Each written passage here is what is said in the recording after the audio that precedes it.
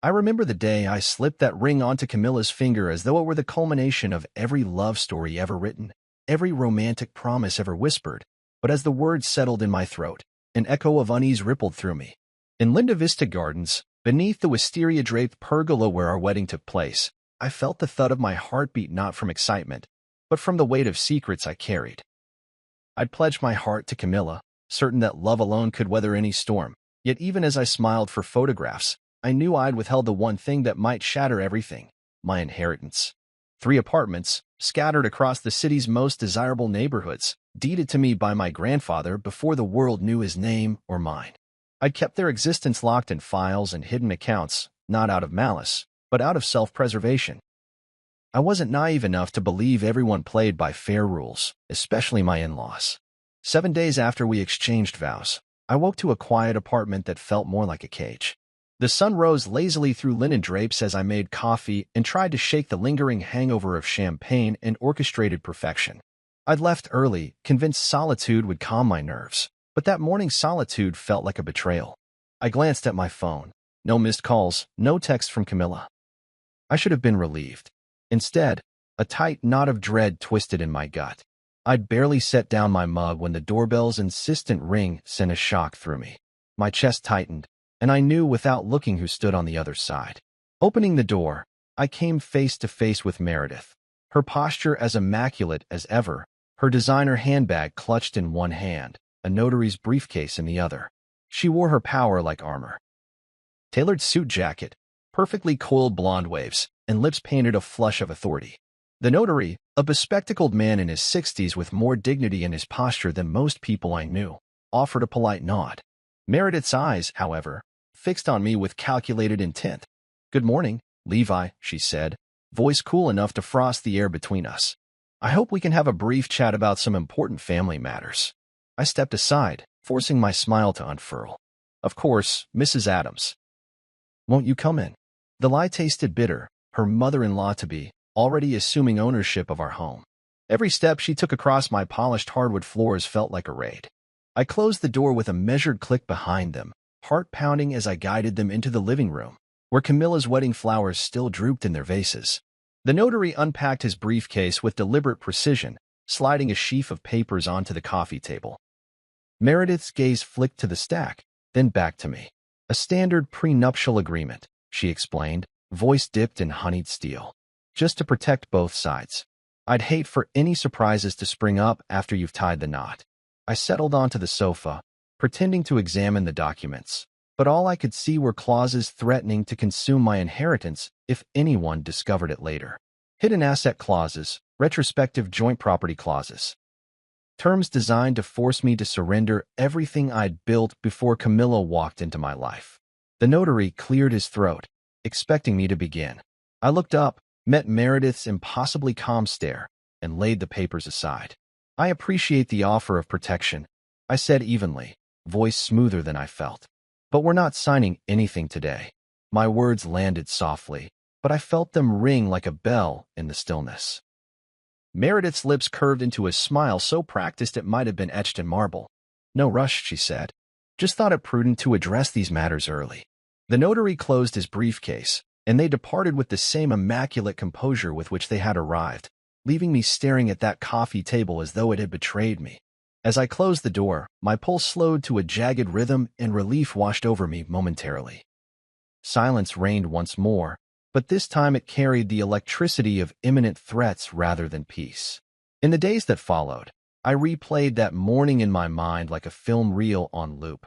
Meredith's poised entrance, the notary's expectant glance, my refusal that felt more like a declaration of independence than a gentle brush-off. I realized that silence had been both shield and prison. By keeping my inheritance secret, I had protected my assets, but I had also built walls between Camilla and me, walls that now trembled under the weight of family ambition. I wondered how long I could sustain this quiet war of omission before the truth detonated everything I cherished. My grandfather's voice echoed in my memory, a rough, warm drawl laced with caution. "Never give away what you built before you married into someone else's circus." I'd thought him overly protective, but now I understood. He had known the world was full of people ready to devour another's success. He had known that some would view love as an invitation to join forces, to blur the lines between mine and ours, until ownership became indistinguishable. I'd promised myself I would never let that happen. Yet as I stirred my coffee, I realized I had underestimated the lengths to which those I loved most might go to stake their claim. That evening, Camilla returned with laughter in her eyes and the scent of magnolia in her hair. She crossed the threshold and kissed me on the cheek, blissfully unaware of the strategy that had played out in her living room earlier that day. I kissed her back, savoring the warmth of her presence, and for a moment, I believed I could keep the shadows at bay. Love, I thought, should have been enough. But now I knew that love alone could not withstand the machinations of those armed with documents and devotion alike. Sometimes, the best armor a man could wear was silence, but that armor came at the cost of intimacy. And as I held Camilla in my arms, I wondered if I had traded honesty for security, and if one day, that bargain would demand a price too steep to pay. I hadn't slept well the night before Meredith's return visit, and when dawn broke through the curtains, it felt less like morning light and more like a spotlight exposing every flaw in my plan. I wandered into the kitchen in my slippers, head pounding from the leftover wine the night before and the anticipation of another family showdown. Camilla was already there, humming softly as she chopped vegetables for breakfast, the mundane clatter of her knife a comforting counterpoint to the chaos I'd been living in since our wedding. I leaned against the counter, watching her, her hair pulled back in a loose ponytail, a streak of red chili pepper juice on the tip of her nose, and wondered when the day would finally feel ours instead of an inheritance battleground. Before I could say anything, the doorbell rang. My heart tightened, remembering the last time it had tolled like a summons. This time I braced myself, steeling my expression into neutrality as I opened the door. There stood Meredith again, with that same poised confidence, her designer heels tapping an ominous rhythm on our front stoop. Beside her was the notary, briefcase in hand, expression polite but inscrutable. Camilla joined me in greeting them, cheerful and unsuspecting, her bright "good morning" colliding with the heavy air of Meredith's presence. I stepped aside and gestured them inside, my throat dry as I watched Meredith's calculating smile. "Morning, Levi." "Morning, Camilla," she said, voice smooth as silk but sharp as glass. "I hope we can sit and discuss something important." I guided them into the living room, where yesterday's wedding flowers still drooped in their vases, petals browning at the edges as if to remind me that even beauty decays under pressure. Meredith settled herself on the sofa, crossing her legs with deliberate grace, the notary unfolding a crisp sheet of paper and placing it squarely on the coffee table. Camilla perched next to Meredith, curiosity lighting her eyes as she glanced at the document. I sank into an armchair opposite them, heart thudding in my chest. Meredith cleared her throat. "I thought it would be prudent to finalize our prenuptial agreement," she began, lips curving into what she likely believed was a reassuring smile. "Now that we've had time to reflect, I've discussed it with my lawyer, and we've refined a few clauses." A refined clause, in family law parlance, usually means a more insidious trap. I watched Meredith's hands, manicured nails tapping lightly as she slid the papers across to me. Camilla picked up the top sheet, scanning the text. I leaned forward, murmuring, "What changed?" Meredith's smile flickered into something resembling triumph. "Just a minor addition," she said sweetly. "A retroactive disclosure provision. If any premarital assets are discovered later, they automatically transfer to joint marital property." My pulse spiked. I recognized the lawyer's trick immediately, a clause allowing her family to claim anything I hadn't declared, namely, the 3 apartments. I maintained my composure, tracing the words with my eyes as though I were admiring fine calligraphy. Camilla looked up, brow furrowed. "That seems aggressive," she murmured. "Protection," Meredith corrected softly. "For both of us. We don't want any surprises." She leaned closer, voice low and insistent. "Love is wonderful, but in-law dynamics can be unpredictable." The notary waited expectantly, pen poised. My mind raced. This was a full-court press, an ambush I had not anticipated. But I could not let them see fear. I slowed my breathing, measuring my response. "I appreciate the sentiment," I said, voice steady. "But this agreement is about trust, and I trust Camilla completely." I glanced at her, saw the flicker of doubt in her eyes, and laid a hand over hers. "However," I continued, "I'm not comfortable with retroactive clauses. We'll need to review this with our attorney first." Meredith's smile did not waver, though I sensed the surprise behind it. "Of course," she said, gathering the paperwork. I understand. I just thought we'd get ahead of any issues. She rose gracefully, the notary following suit. As they moved toward the door, Meredith paused, placing a finger on Camilla's shoulder.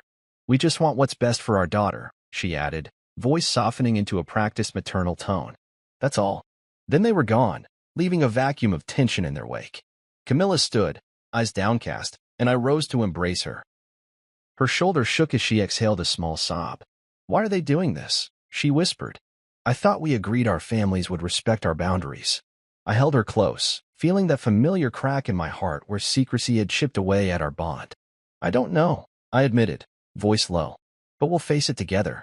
I promise. We returned to the kitchen in silence. The bright sun outside seemed harsh after those hours spent negotiating trust and ownership. Breakfast remained untouched on the table, but I poured 2 cups of coffee and handed one to Camilla. She took it gratefully, eyes red-rimmed. I love you, Levi, she said softly. But sometimes I wonder if we love the idea of each other more than we trust each other. Her words stung, a reminder that every secret builds walls between hearts. I squeezed her hand. You have every right to know everything, I told her. But I needed time to be sure this family of mine wouldn't tear us apart. She looked at me, searching my eyes as though to find the sincerity beneath the scars. Next time, she said, voice trembling but firm, just tell me first. I nodded, swallowing the lump in my throat. Next time, I agreed, though in my mind I wondered if there could ever be a next time once the truth about the apartments came out. That afternoon, while Camilla rested in our bedroom, I called our attorney. I explained Meredith's retroactive clause, requested an expedited review, and scheduled a meeting. I hung up feeling both relief and dread. Relief that I had allies outside the family, dread that I couldn't hide forever. I walked through the living room, eyes falling on the empty coffee table. The document was gone, but its imprint lingered, a reminder that every agreement comes at a price.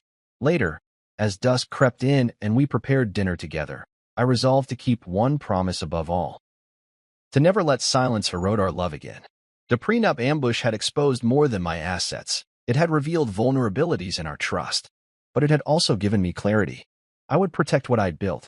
Yes, those 3 apartments still shimmered in my mind as guarantors of my grandfather's legacy, but I would do it transparently, without letting secrets define my marriage. Because the true power in any agreement, whether signed on paper or forged in the heart, lies in honesty and the willingness to face consequences together. And I intended to honor that, no matter what Meredith or anyone else tried next. While Camilla's childhood memories were filled with weekend trips to museums and Sunday afternoon piano recitals at her parents' home, mine revolved around peeling paint, rattling radiators, and the smell of last month's rent on stale carpets. After grandfather's funeral, I inherited 3 modest apartments tucked into different neighborhoods of the city. The legacy of a man who saw value where others saw only cracked walls and faded wallpaper. They weren't flashy, but they were steady, the kind of properties that paid the bills and reminded me that my grandfather had built something tangible from nothing.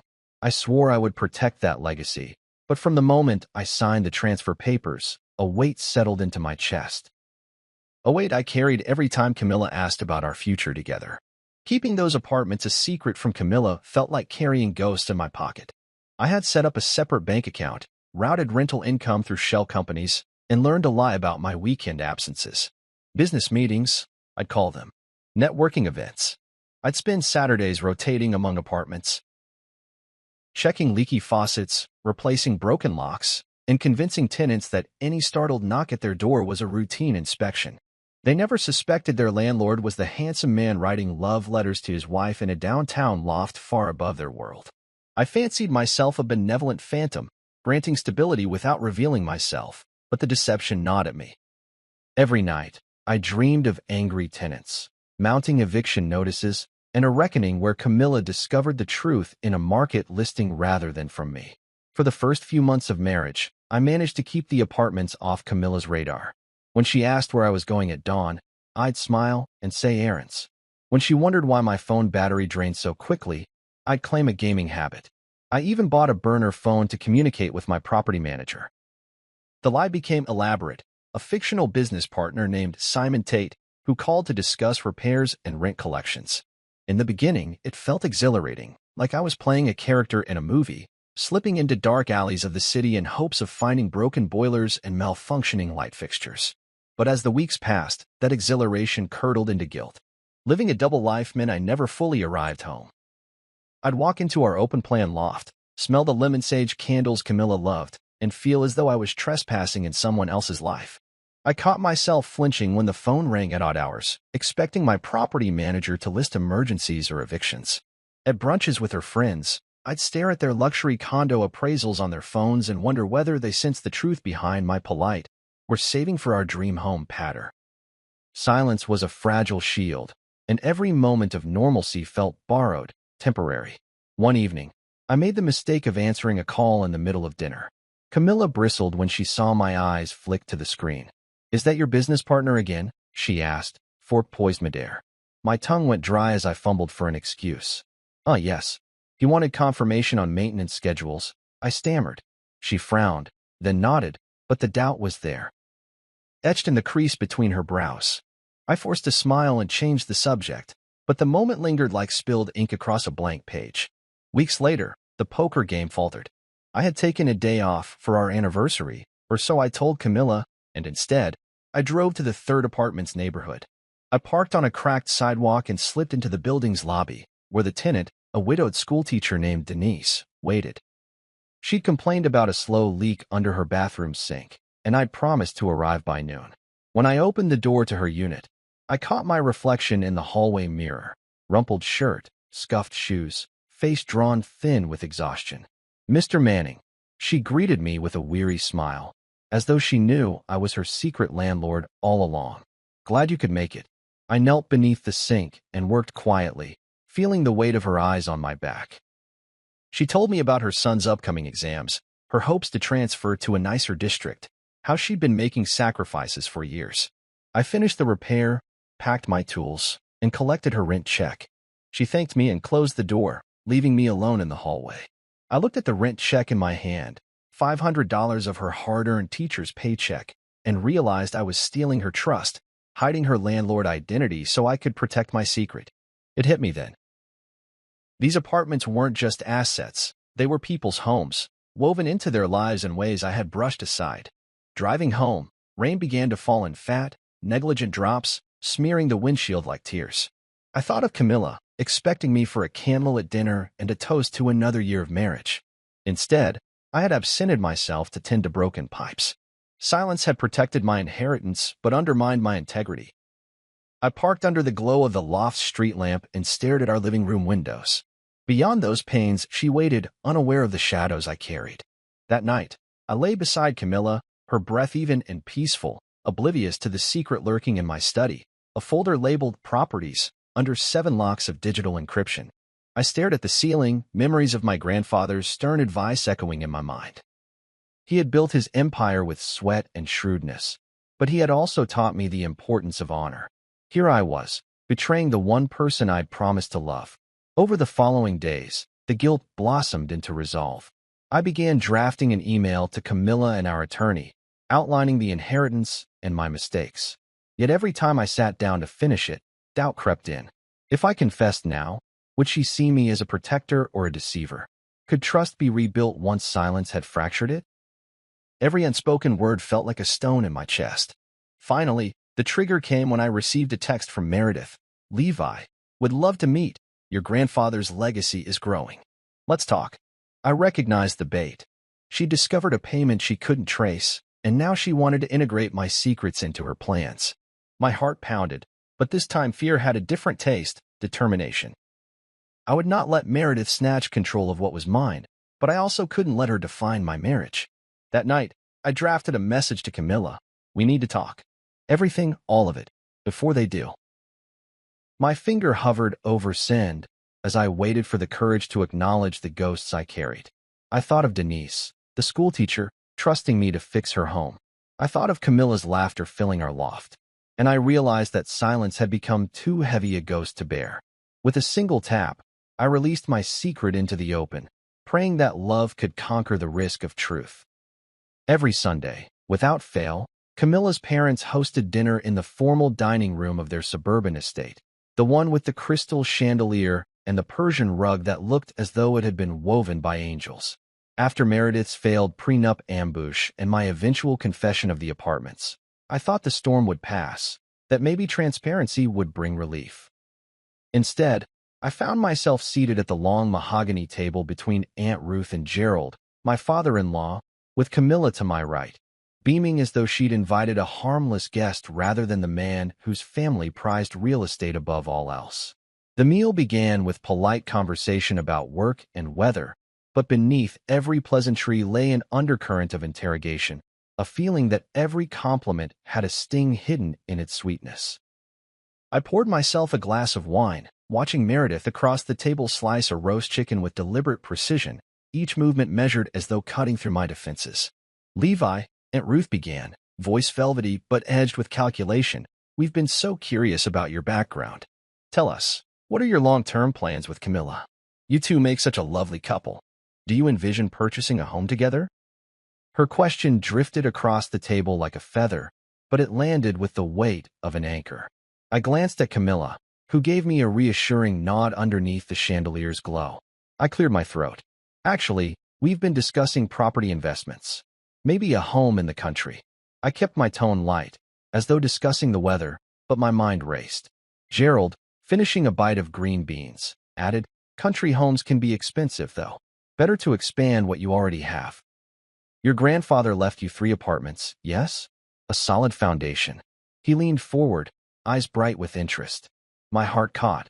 No one outside my immediate family should know about those apartments. I forced a smile and said, "I inherited a small portfolio, but my plan is to keep them generating income while we save for something more personal." My words were truthful, but I carefully omitted specifics. Meredith's gaze flicked to mine, a silent challenge echoing in her expression. The conversation pivoted to theater subscriptions and travel plans, but every joke felt rehearsed, every laugh hollow. I could taste the scrutiny in their eyes, calculating, assessing, determining my worth not by who I was, but by what I owned. Camilla reached out and touched my hand under the table, her fingers warm and steady. I turned my gaze to her, grateful for the only genuine connection in that room of opulence and obligation. She whispered, "I love you." And though I felt like a fraud sitting among them, her presence grounded me. Meredith cleared her throat, shifting her silverware. "Speaking of investments," she said, voice polite but lethal, "I spoke with our family attorney about potential mergers with our logistics business. We have room for capital infusion. Levi, with your inheritance, perhaps you'd consider partnering with us? We could structure a family fund, pooling resources." Her smile suggested generosity, but to me it felt like a trap door opening beneath my feet. I met her gaze evenly. "I appreciate the offer," I replied, carefully neutral, "but I prefer to manage my own assets. I don't like mixing personal finances with external ventures." I paused so the words sank in. "I hope you understand." There was a beat of silence as her eyes narrowed infinitesimally, and I sensed Aunt Ruth's lips twitch in faux amusement. Gerald set down his fork and said, bold, but perhaps too bold, "Family is about supporting each other." Camilla's plate trembled against her fork. She looked between us, torn between loyalty to her mother and faith in her husband. I realized then that our marriage wasn't just between two people. It was a battlefield of lineage and legacy. I pushed my chair back and stood. "Thank you for dinner," I said quietly, voice steady though my heart pounded. "We should head home." Camilla followed, gathering her napkin and smoothing the front of her blouse, her expression resolute yet sad. Meredith gave me a slow nod that carried the weight of a challenge. "We'll talk again soon, Levi," she said, and though her tone was polite, I heard the promise of future ambushes. Outside, the night air was cool and liberating, scented with freshly mown grass. I wrapped my arm around Camilla's shoulders and kissed her temple. "You okay?" I asked softly. She leaned into me. "I am," she replied, voice steady, "as long as we face them together." Walking to the car, I felt a mixture of pride and dread. Pride that I had held my ground, refused to be enticed by familial pressure. Dread that this skirmish was only the beginning. I opened the door for Camilla and took the driver's seat, my fingers gripping the steering wheel. She glanced at me and smiled, a small, brave curve of her lips. For a moment, I believed we could navigate this minefield of obligations and agendas. But as I started the engine, I caught sight of Meredith in the window, watching us leave with a calculating smile that promised more questions, more demands, more tests of our resolve. That night, back in our quiet loft, we shared a late nightcap. The city lights blinked beyond the floor-to-ceiling window, a vast expanse of possibility shadowed by the memories of that dinner. Camilla turned to me, eyes clear but wary. "We need rules," she said. "Boundaries." "Agreed." I nodded, reaching for her hand. "Agreed," I said. I meant it. Sunday dinners would continue. The chandelier would still sparkle, the rug would still glisten beneath our chairs, but nothing would ever be just a meal again. Every pleasantry would be laden with unspoken motives, and every question would be a test. Yet in that moment, holding Camilla's hand, I felt something stronger than fear or silence. The determination to protect our future, however many loaded questions lay ahead. We would face them together, and we would be ready. The morning after that tense Sunday dinner, I slipped into my suit before Camilla woke, earbuds in, and drove across town to the leasing office of the second apartment. It was the one overlooking the quiet canal district, quaint brick facade, ivy crawling up the walls, and those narrow balconies where tenants lingered over morning coffee. I intended to list it discreetly again, just as I always had, but this time the realtor was new, a bright-eyed agent named Marisol who boasted about her tech-savvy marketing strategies. "I'll post professional photos, drone shots, even virtual staging," she'd said as she tapped her tablet, oblivious to the low-stakes nature of my hidden portfolio. I forced a smile and handed her the keys, telling her to do what you do, and left with the same practiced detachment I used whenever I visited tenants. An hour later, I returned home, parking silently in the underground garage of our downtown loft. I unlocked the door and found Camilla in the living room, her laptop open on the coffee table. She looked up, pale. "Meredith called," she said, voice trembling. She saw the listing. My pulse thundered in my ears. I dropped my bag and rushed to her side. On the screen, a slick web page displayed the Canal View apartment, hardwood floors, exposed beams, sunlight streaming through arched windows. And somewhere in the fine print, the realtor's name and contact number blinked like a neon sign to our in-laws. "She recognized the place," Camilla whispered, eyes brimming. "She said it looks just like the one your grandfather used to rent." I sank onto the sofa, head in my hands. The secret I'd guarded so fiercely had been exposed by my own complacency. "I'm sorry," I muttered, voice hollow. "I thought I'd handled it." Camilla closed her laptop and curled into my side. "I know you did," she said softly, pressing her head against my arm. "But now she knows, too." The weight of her words settled between us like ash. I felt the familiar sting of regret, not for inheriting the apartments, but for thinking I could contain their influence forever. Later that afternoon, I called Marisol and demanded the listing be taken down immediately. She hesitated, guilt flickering across her face. "I'm sorry, I thought you said I could advertise it however I wanted." I ran a hand through my hair, frustration roiling inside me.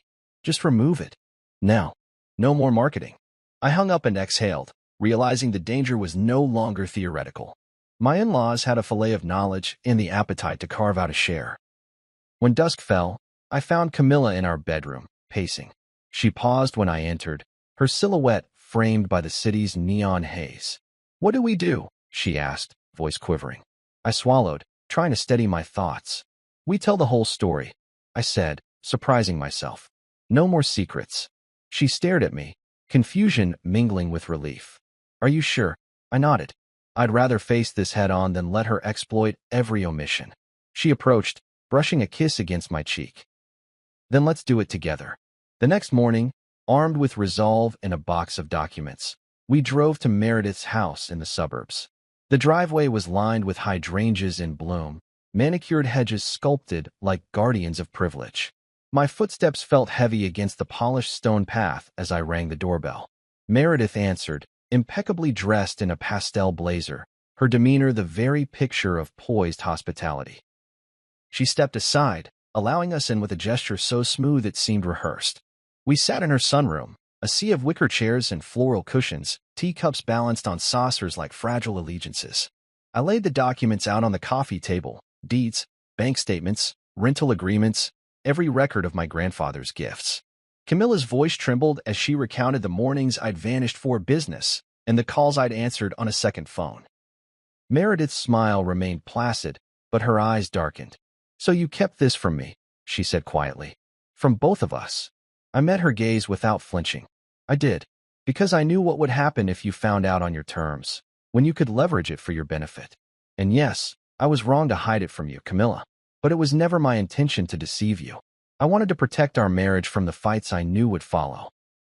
Meredith folded her hands, the sunlight glinting off her rings. Protection, she mused, or control? I felt a surge of anger, tempered by the desire for resolution. Neither. It was fear. Silence stretched between us, the kind that exposed every unspoken grievance. Then Meredith leaned forward, gaze softening slightly. "You scared me," she admitted. "I thought you'd cut me out completely. But I see now you did it because you cared, in your own flawed way." I absorbed her words, a mixture of relief and sorrow swelling in my chest. Camilla reached for Meredith's hand. "Mom," she said gently, "we want you in our lives.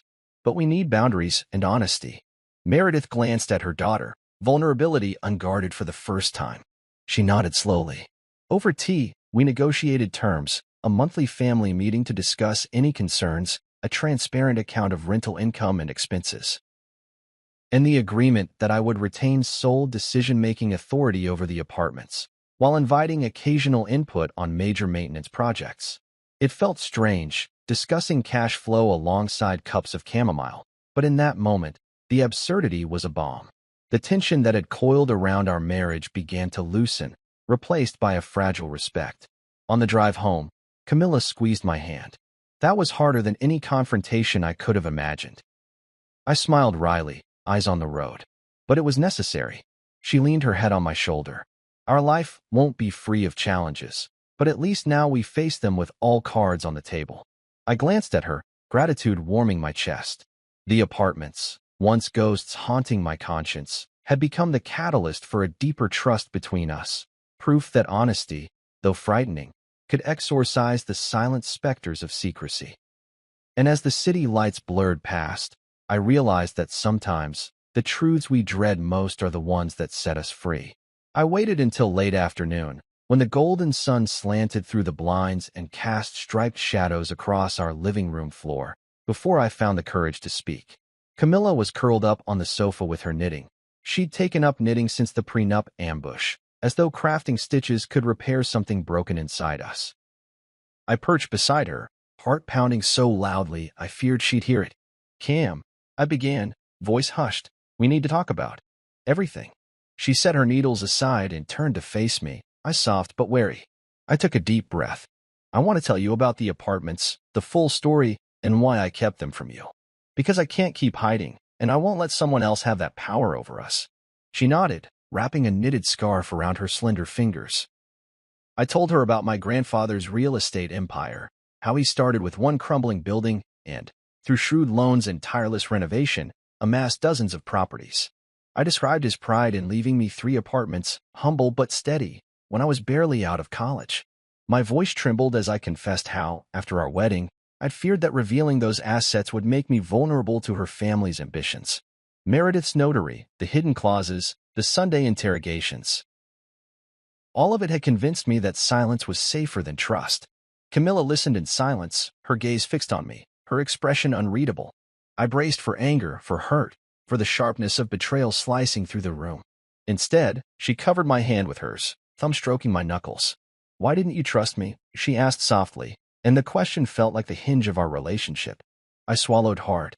"Because I wasn't sure who I married," I admitted. "I love you more than anything, but I needed to know you'd stand by me, not my mother's ambitions. I wanted to protect us." My words hung in the air, fragile as spun glass. She closed her eyes, drawing in a slow breath. "I wish you had told me first," she said, voice gentle but firm. "We're partners, Levi. Secrets, they grow into chasms between us." I nodded, remorse washing over me. "I know," I whispered. "And I'm sorry. I thought I was protecting you. Instead, I pushed you away." She opened her eyes and touched my cheek. "You didn't push me away," she said. "You protected what you thought was our safety. But safety without honesty feels empty." I felt tears prick at the corners of my eyes. She stood and moved toward the bookshelf where I kept the sealed envelope of deeds. "Show me," she said. "Every document." I retrieved the folder, its edges worn from late-night pages of anxious reference. We spread the papers on the coffee table. Original deeds embossed with my grandfather's seal, rent ledgers, maintenance invoices. I walked her through each apartment's story. The canal view loft where I once slept on an air mattress. The brick-clad unit where a young teacher struggled to pay rent.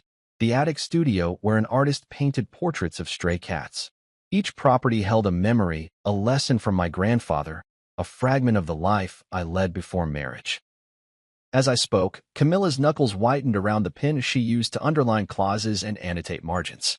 When I finished, a hush fell over us. She folded her arms, surveying the spread of papers like a general weighing her next move. "These apartments are part of our future," she said slowly. "Not just yours. We could sell one to fund that country home you promised, or keep them for retirement income. But they're ours together."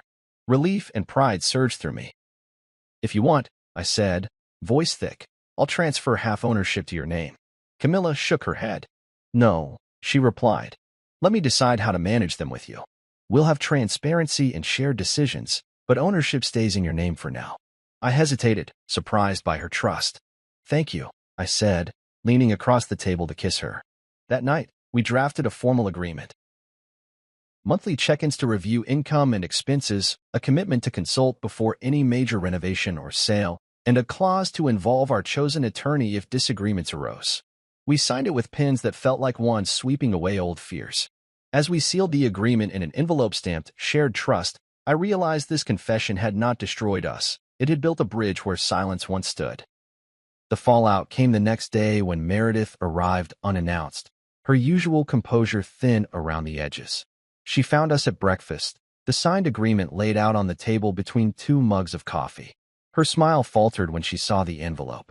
I met her gaze calmly as she removed her designer gloves and settled into a chair. "Levi," she began, voice measured, "I understand you've updated the prenuptial agreement." I nodded. "Actually, it's a separate trust agreement between Camilla and me. We want to be transparent about the apartments." Meredith's eyes flicked to Camilla, searching for betrayal or rebellion. Camilla held her ground. "We shared everything last night," she said firmly. "No more secrets." For a moment, silence settled like dust in the room. Then Meredith exhaled, tension easing out of her shoulders. "I respect your decision," she said, though her tone was guarded. "Family will always want to help, but I see you want to handle this yourselves." She paused, and in that instant, the power dynamic shifted, no longer a forced alliance, but a choice. "If you ever need guidance," she added, softer this time, "I'm here." I nodded, and Camilla reached across to squeeze my hand. Meredith rose and left, leaving behind a subtle change in the air, respect mingled with lingering disappointment. In the weeks that followed, our Sunday dinners resumed with a new rhythm. Conversations touched on rents and renovations alongside travel plans and recipes, each topic weighed equally in our shared life. I walked into that dining room no longer feeling like an outsider defending an invisible fortress. Instead, I sat beside Camilla as her equal, and whenever Meredith's questions drifted toward property, Camilla answered with clarity and confidence. I realized then that the fallout of my confession had not been destruction, but transformation. Late one evening, I sat on our balcony overlooking the city lights, the trust agreement framed on the mantel behind me. Camilla joined me with 2 glasses of wine. She handed me one, her eyes reflecting the glow of distant windows. "Thank you for telling me," she said, voice earnest. "It was hard, but I feel closer to you than ever." I raised my glass to the skyline. "To honesty," I said. She clinked her glass against mine. "To us." As we sipped, the city hummed below, unaware of the quiet revolution within our home, 2 partners who had weathered confession and fallout, and emerged bound by a trust deeper than any secret could ever breach. A crisp Saturday morning found me scrolling through email on the back patio, the scent of honeysuckle drifting on a gentle breeze, when Camilla emerged carrying 2 mugs of coffee. She settled beside me, warm cup cradled between her hands, and we exchanged a smile that spoke of quiet triumph. After the confession and the trust agreement, life had felt lighter, our partnership stronger. Yet beneath that newfound peace lay the subtle hum of unresolved tensions, especially with Meredith and Gerald. I'd hoped their respect for our boundaries would endure, but by noon, it became clear that old habits die hard. The invitation arrived by text, brunch at my place. Family discussion. No hint of hostility, but the words carried an unmistakable edge. I showed the message to Camilla, who sighed. Their office is expanding, she said. They want to pitch something. I nodded, swallowing the knot forming in my stomach. We dressed in casual attire, jeans and linen shirts, and drove to the Wren family estate. The sprawling lawn was dotted with flowering dogwoods, and the front porch gleamed in the sun, a picture of suburban perfection. Yet as we stepped across the threshold, the polished veneer felt brittle underfoot. Inside, the dining room had been transformed into a makeshift conference space, a long table covered with blueprints, financial forecasts, and glossy brochures for Wren Logistics Solutions. Meredith greeted us with her usual poised smile, while Gerald hovered by the table, clasping his hands as though preparing to unveil a masterpiece. Camilla and I exchanged a quick glance. This was no friendly gathering. This was business. Meredith gestured to seats at the table. "Thank you for coming," she began, voice warm but rehearsed. "We're at a pivotal moment with Wren Logistics. Gerald and I have been exploring expansion into new markets, but we need capital and expertise." Gerald cleared his throat, tapping a chart on the brochure. "Our projections show a 30% growth in the next fiscal year, provided we secure an infusion of $200,000 to scale our distribution network." He paused, eyes meeting mine. "Levi, given your experience managing rental properties and your inheritance, we'd like to invite you to invest in and join the board of Wren Logistics Solutions." I leaned back, mind racing. The offer was tempting, a chance to diversify beyond real estate, to work alongside family, to prove that I was more than the man defined by my grandfather's legacy. But it also felt like a trap. A means to absorb my assets into their operation, to blur the lines we had fought so hard to draw. I studied the presentation, pie charts, revenue forecasts, logistical maps. It looked solid on paper, but I knew better than to trust projections without scrutiny. Camilla reached for my hand under the table, her touch steady. "Thank you for the offer," I began, keeping my tone measured. "I appreciate your confidence in my abilities, but I prefer to keep my investments separate, at least for now." Meredith nodded, expression polite. "We understand," she said, but her eyes flickered with disappointment. Gerald cleared his throat. "Perhaps you'd consider a smaller stake? Even $50,000 would allow you to have a voice in strategic decisions." He slid a revised forecast across, equity share percentages, board seat allocations. I glanced at Camilla, who offered a subtle shake of her head. We'd agreed to maintain autonomy over the apartments, to avoid entangling finances. I took a breath. "I'm honored by your persistence," I said, "but my portfolio is structured to support our personal goals, our country home, our family's future. I can't divert funds into new ventures at this time." Gerald's jaw tightened imperceptibly. Meredith's lips pressed into a thin line. The room fell silent, save for the soft tick of a wall clock.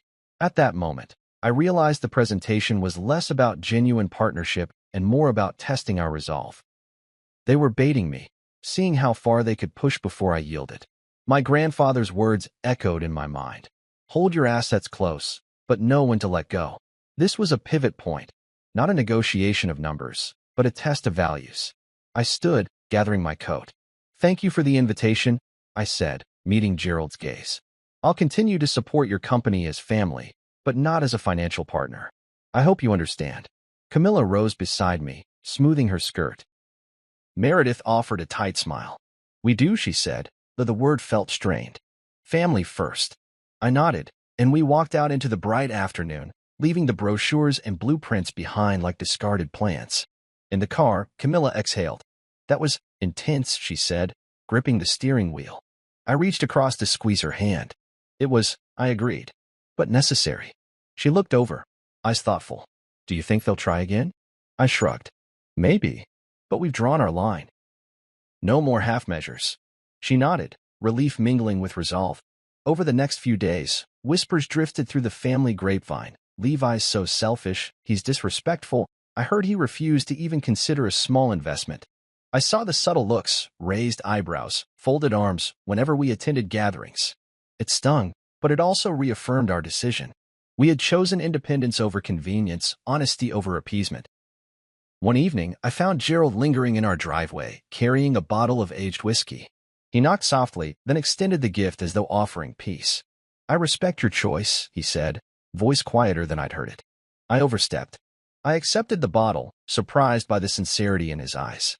"Thank you," I said. "That means a lot." He paused, then offered a small smile. "Family," he said simply, before turning and walking away. Inside, I poured 2 glasses of whiskey and found Camilla on the balcony, gazing at the city lights. I handed her a glass and joined her at the railing.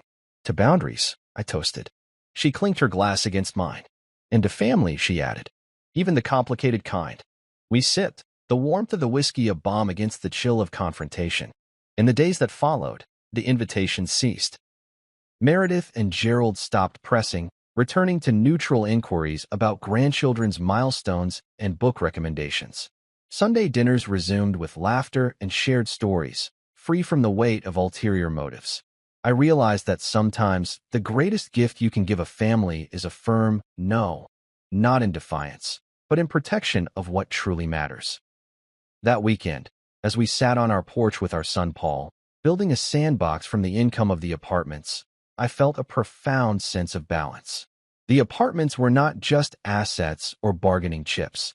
They were part of our shared legacy, guarded by mutual respect and clear lines. We had passed the business bait test, not by walking away from opportunity, but by staying true to our values and to each other. And in that steadfastness, we discovered the real strength of family. The freedom to say no, the courage to stand together, and the grace to welcome loved ones back. Lessons learned and boundaries honored. The call came on an otherwise ordinary Thursday afternoon, the kind where I was balancing spreadsheets and sipping cold coffee at my desk, unaware that life was about to rewrite its own script. My phone buzzed insistently, and when I saw Camilla's name on the screen, I expected a question about dinner plans or a reminder about parent-teacher night. Instead, her voice trembled before she even spoke my name. "It's Mom," she said, words tumbling like a broken script. She collapsed. Every instinct surged at once: alarm, guilt, helplessness. I dropped my pen, shoved my chair back, and raced through the hallways of our building, heart pounding so loud I feared it might crack my ribs. In the car, I floored the accelerator, weaving through traffic as images of Meredith's stern face flickered in my mind, dissolving into vulnerability. By the time I reached the hospital, she was already in surgery, hypertension wreaking havoc on her frail frame. Standing in the waiting room, I felt out of place among visitors clutching bouquets and smiles. Here, tension was measured in minutes that stretched into hours. Camilla appeared, wearing scrubs her sister had lent her, and as she embraced me, I realized how unprepared I was for this chapter of our story. Meredith had always been the architect of confrontation, armed with legal papers or pointed questions, but now she lay vulnerable behind closed doors, reliant on threads of fluid and machines that hummed like mournful lullabies. When the surgeon emerged, his eyes were sympathetic but firm. He spoke of stabilized blood pressure, successful surgery, and a recovery that would require time and patience. Relief washed over me, but I also recognized a subtle shift. This illness was neither business bait nor family bait. It was a reminder of our shared humanity. I squeezed Camilla's hand, both of us grappling with gratitude and fear. In the days that followed, the sterile hospital corridors became familiar as I shuttled between home, office, and the ICU. I arranged for rent payments and maintenance requests to be handled remotely, juggling property responsibilities while my focus remained tethered to Meredith's bedside. I realized that the apartments, which once symbolized security and legacy, now represented the means to ease a family crisis. It struck me that money and bricks could never replace the warmth of presence, but they could provide a cushion against worry. One evening, I found Meredith awake, eyes dim but alert, clutching a hospital-issued blanket. The sight of her, so controlled and poised days before, caught me off guard. She offered a weak smile as I pulled a chair beside her bed. "You came," she whispered, voice raspy. I nodded, swallowing the lump in my throat. I wouldn't be anywhere else. I reached out and straightened the blanket across her shoulders. In that moment, the real estate magnate, the controlling mother-in-law, faded away, leaving only a woman in need of comfort. Camilla arrived with fresh flowers, lilies, Meredith's favorite, arranged in a simple vase we kept on the bedside table. As she adjusted the flowers, Meredith reached out and took her hand. Tears slipped down Camilla's cheeks, and I stood back, watching 2 lives intertwine in that hospital glow. Meredith's gaze shifted to me, gratitude edging out the usual reserve. Thank you, she said quietly. I offered a small nod, uncertain of the right words. Family, I replied softly, and in that single word, years of tension and conflict seemed to dissolve. Throughout her recovery, I managed logistics for her discharge, arranged for home care, and covered medical bills without a single mention of prenuptial clauses or property lines. It was neither strategic nor transactional. It was simple compassion. I visited daily, bringing stories from home, Paul's first attempts at drawing, Camilla's new knitting project, anything to remind Meredith of life beyond white walls and beeping monitors. She laughed softly at the tales, her spirit fragile but resilient. By the time Meredith returned home, the dynamic between us had subtly shifted. She no longer approached me with legal pads or subtle demands. Instead, she greeted me with warmth that bordered on genuine affection. Watching her navigate her living room without an oxygen monitor, I felt a sense of shared victory. Illness had shattered her armor, and in its fragments, we discovered empathy and connection. That night, after tucking Paul into bed, Camilla and I sat on our balcony overlooking the city. We sipped tea, the night air cool against our skin, and reflected on the past weeks. Everything feels different now, she murmured, leaning against me. I nodded, tracing circles on her shoulder. Illness humbles us, I said. It reminds us what really matters. She sighed contentedly, and that some scripts are worth rewriting.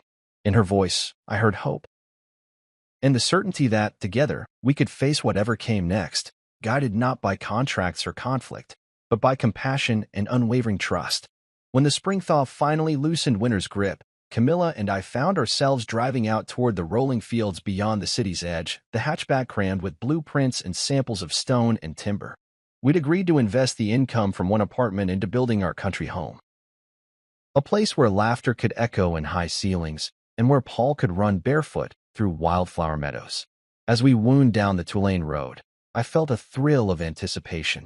At last, we were shaping something entirely ours. The plot we'd chosen lay just past a stand of maples, a gentle rise overlooking a meandering creek. A lone oak stood sentinel at its crest, branches spreading wide as though welcoming us home. I killed the engine and stepped out, inhaling the scent of damp earth and new growth. Camilla joined me, sunlight catching her hair, and she squeezed my hand. Can you imagine it? She whispered. Our life right here.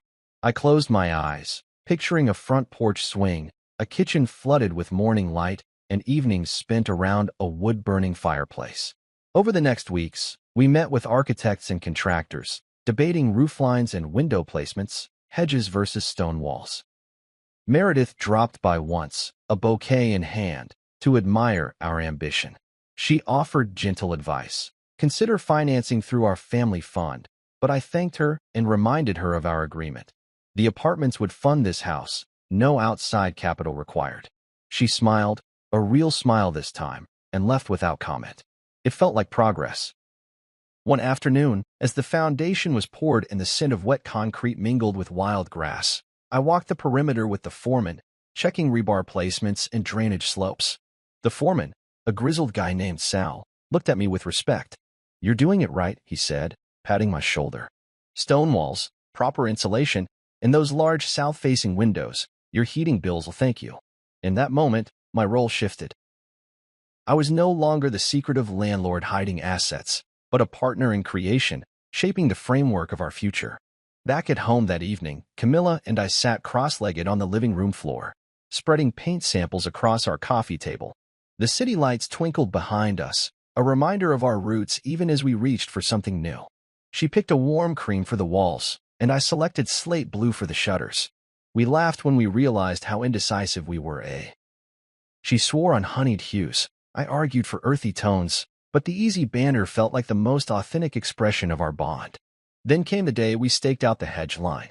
A landscaping crew arrived with spades and saplings, ready to plant a dense row of boxwoods along the property's boundary. Meredith appeared at the gate, wearing gardening gloves and rubber boots, ready to help. I hesitated as she stepped onto our soil, this land we had purchased with our apartment income. Then extended my hand. She clasped it, eyes bright. I want to contribute, she said earnestly. Let me be part of this chapter. Camilla and I exchanged a glance. No contracts were exchanged in that moment, only trust.